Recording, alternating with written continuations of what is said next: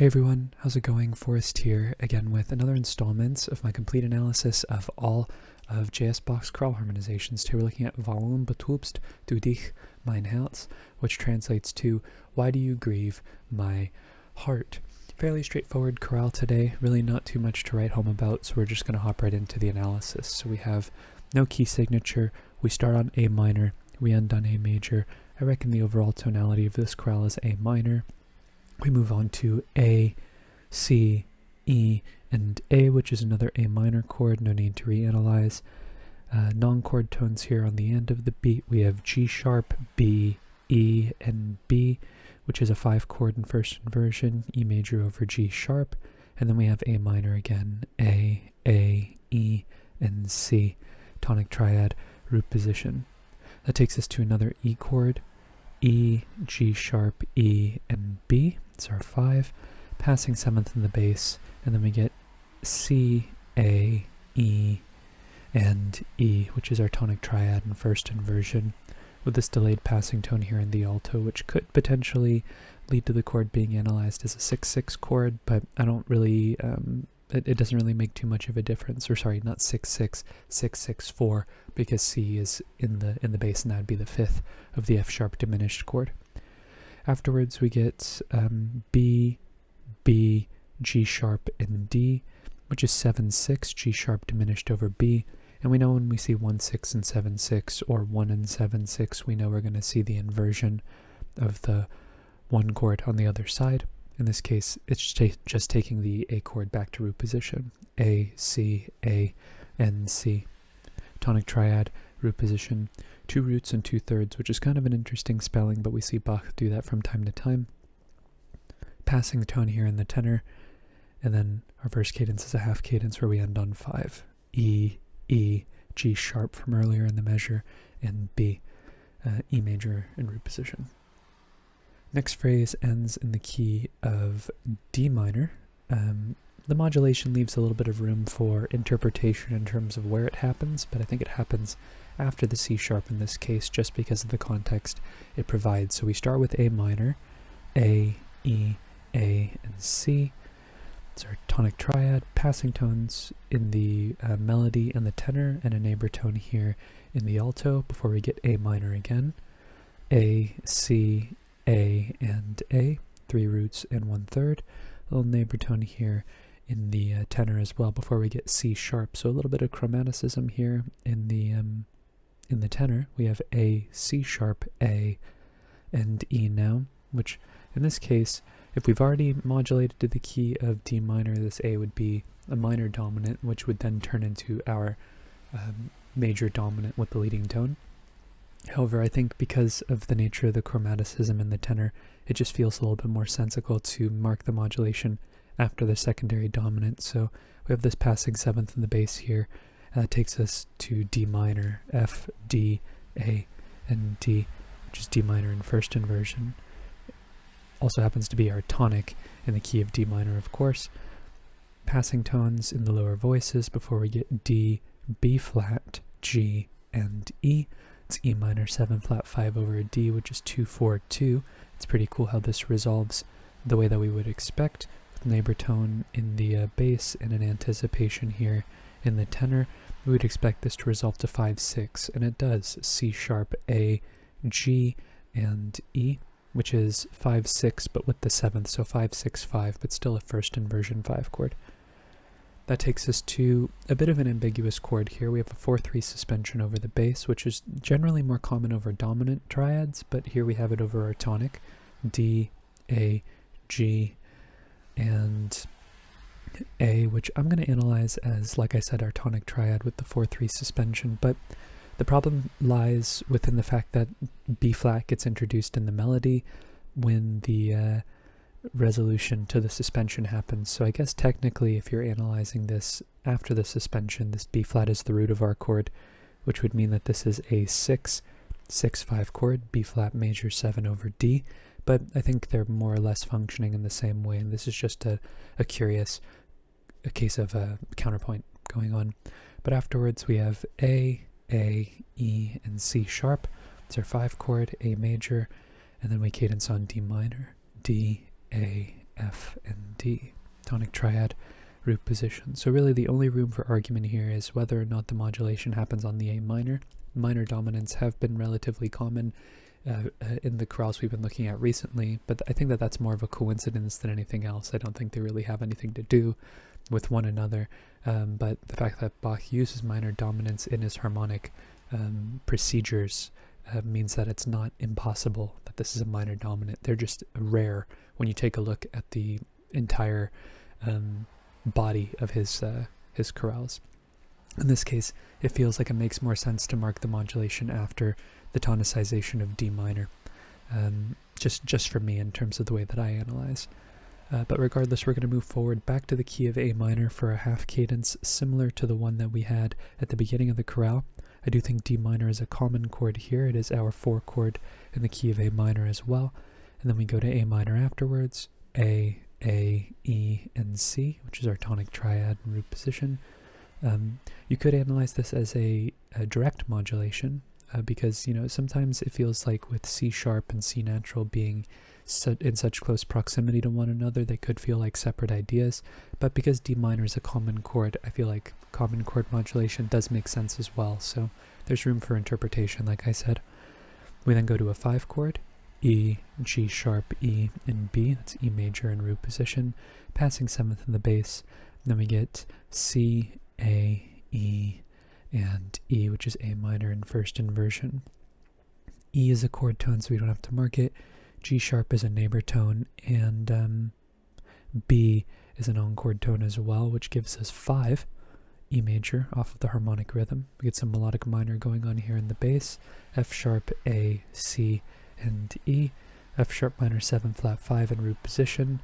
We then have G sharp, B, D, and D, which is G sharp diminished in root position, which is a passing 7 chord.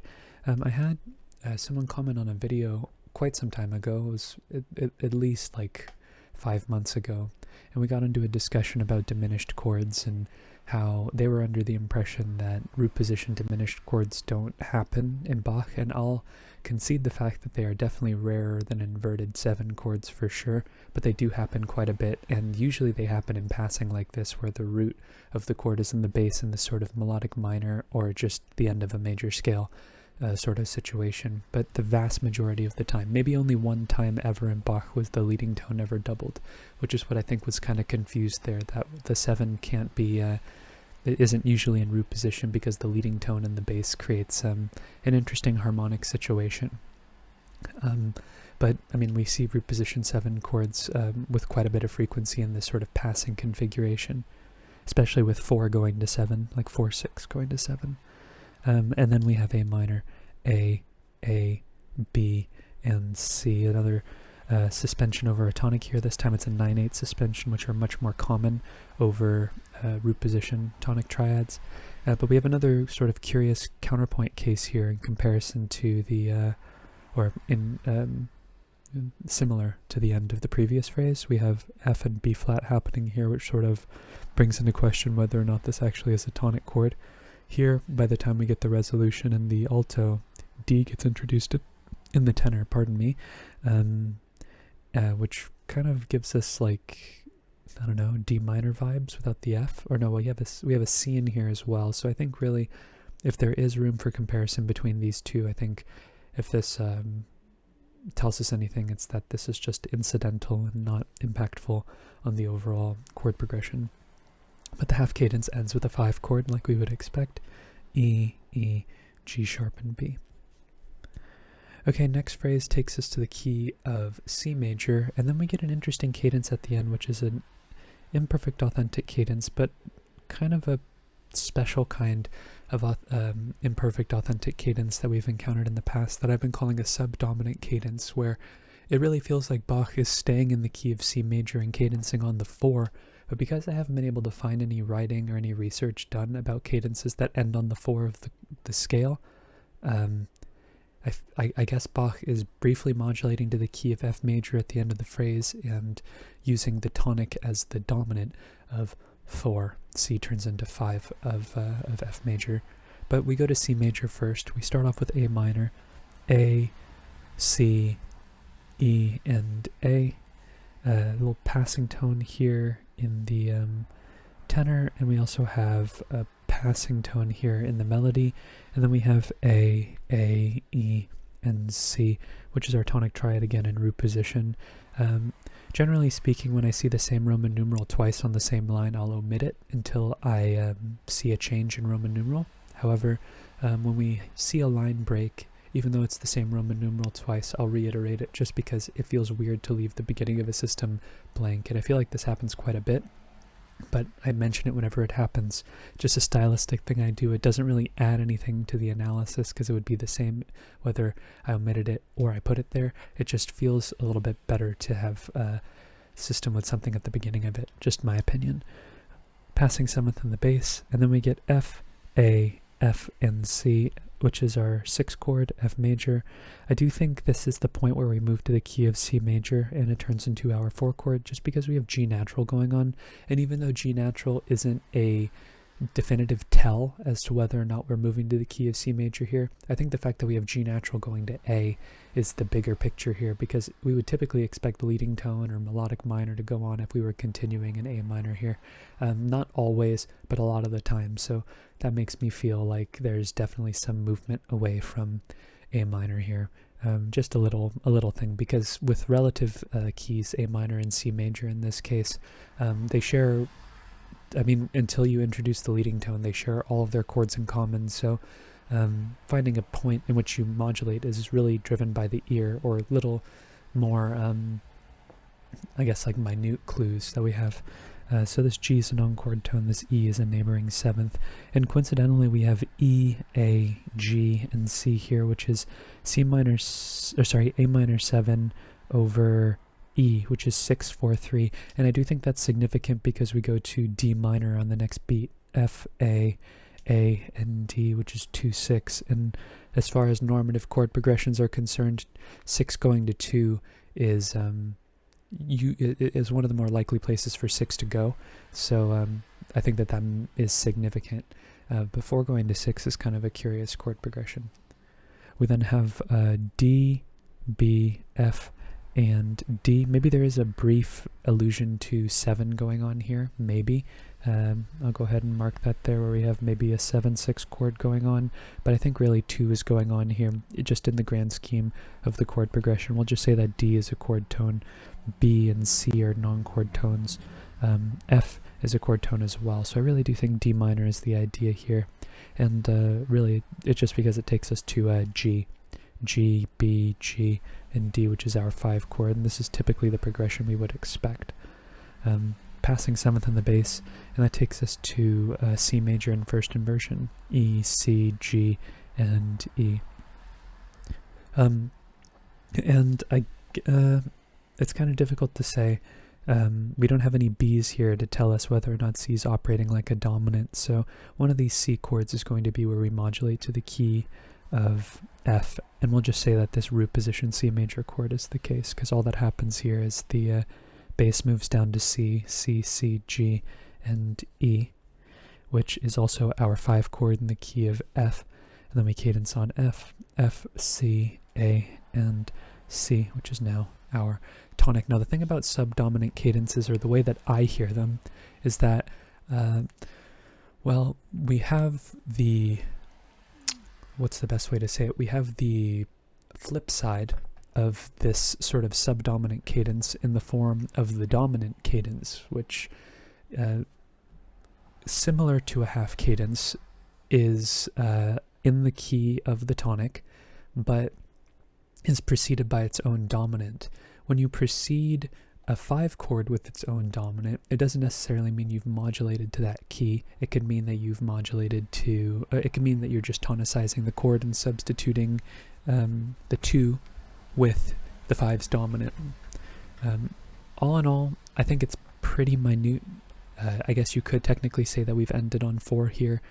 I think the big picture is that when you cadence in the key of the subdominant, or you cadence on the 4 of the scale, it feels like you're modulating to the key of the, it doesn't really, actually, it feels like you're not as modulating as much, because the 5 in the key of the tonic, in this case C major, is diatonic to the key of the subdominant, whereas the dominant of 5 is not diatonic to the key of the tonic, which makes it feel more like a modulation in the case of a 5 chord. But the flip side of the subdominant is that unless there's a dominant 7 here with the B flat, we don't know, but it still feels that way. And I've talked about this at length in other videos that have had subdominant cadences in them, especially earlier videos where they coincidentally were more common, but they've been popping up a little bit more recently, and it's interesting. It's definitely something to take into consideration, the fact that the subdominant feels more diatonic because its dominant is diatonic to the key of the tonic. How many times did I say tonic there? But regardless, we have B natural happening on the next beat, so I feel like we're either moving to the key of C major or A minor, and I'm inclined to think that it's A minor because G sharps are in pretty close proximity here. So we have a 5 chord here with C major, C, C, G, and E, which in the key of A minor is also our 3 chord. Passing tones in the bass in the alto before we get A, F, B, and D, which is B minor 7 flat 5 over A. We've seen this progression before actually with 2-4-2 resolving down to 5-6-5, G sharp, E, B, and D. In this case it is in the key of A minor, and we saw it in D minor earlier, but it's effectively the same thing, which is pretty cool, and we would expect that to go to our tonic A, E, A, and C, A minor root position. Passing 7th on the bass, and this might actually be the most interesting part of the chorale for me. We have F, D, G sharp, and B. Now, I think there are 2 ways to analyze this. One way that you could analyze this is 7-4-2, which would be G sharp fully diminished 7th over F. But I think the way that you would typically analyze this is this F being an accented non-chord tone, and this E being the root of our 5-7 chord. And the reason why this is kind of interesting is because in my original analysis I had this analyzed as 7-4-2, and like I've talked about at length in my videos, 4-2 chords typically have 2 criteria that they satisfy in Bach's chorales. They resolve down by step, that's pretty typical, but the roots are usually a 5th apart downwards, so 7 would typically resolve to 3.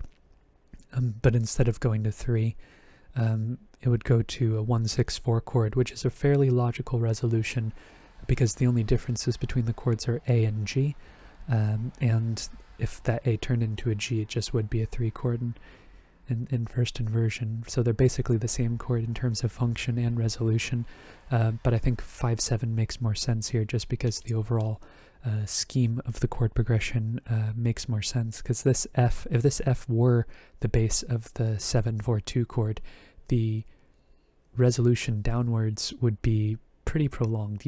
Prolonging it by a beat is one thing, but with all this 8th note movement going on and it not continuing in the same direction, it would be a really interesting rhythmic profile that we haven't encountered before, or if we have encountered it, it's relatively rare. But 5-7 with this the root of the chord happening on the end of the beat takes us to F, C, A, and A. A deceptive progression here with F major in root position. We then have D, which is a non-chord tone, F, which is a chord tone, A, and B, which is a non-chord tone, which gives us B minor 7 flat 5 over D, which is 2-6-5. We know that Bach loves 2-6-5 chords, especially in cadential contexts, and that takes us to 1-6-4. E, E, A, and C, which is typically an accessory to 5. Here we have A, which is a chord tone, and we have F sharp, which is a non-chord tone, which gives us a bit of like a 6-4-2, which, I don't know, I'll mark it there. The fact that maybe this is a F sharp minor 7 flat 5 over E, maybe that's happening there, and we have this interrupted 1-6-4-5 progression, which does happen in Bach. Usually it happens with 2 chords, but sometimes, other chords can happen there as well. And the inversion doesn't really matter too much because the bass is static, so when the bass isn't moving and there's a subdivided chord progression, I think the Roman numerals are much more important than the inversions. But regardless, 1-6-4 takes us to 5, E, B, G sharp, and B. That's typically how we would expect, and I do think that this is what's happening here. We'll say that this is a 5. Sometimes people use the bracket to show the 1, 6, 4 and the 5 chord connected to one another. I don't think it adds too much to the analysis. It's more just a habit. We also have this D here, which is the chordal 7th, but a non-chord tone in this context. And our perfect authentic cadence ends with the tonic triad in root position. With the Picardy third, Bach often ends his minor chorales with a major triad. I think it has to do with like the relationship he had with major chords having more of a final feeling, like final punctuation in the overall grammatical scheme of the chorale, or maybe he just wanted to end on a more uplifting tone. It's difficult to say. I don't know if there's any scholarship done on the topic, but that'd be fascinating to know if there is. But I think I'm going to cap the video off with my analysis. Actually, before I cap the video off, there are a couple things I want to talk about, takeaways. So this potential irregular 4-2 resolution is kind of interesting. Just the fact that if this were a 7-4-2 chord resolving to a 6 chord in root position, that's kind of interesting. But other than that, we have the tonic operating as 5 of 4 here.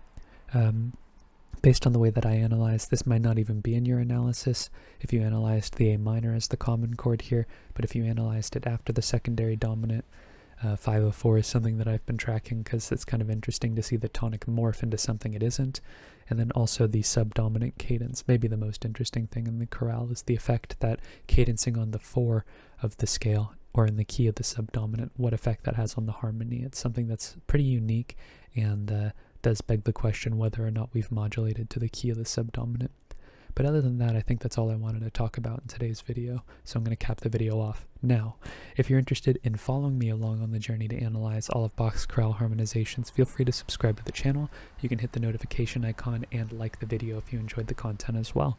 Thank you so much for watching the video and supporting the channel by doing so. I look forward to tomorrow's analysis, and I hope you take care.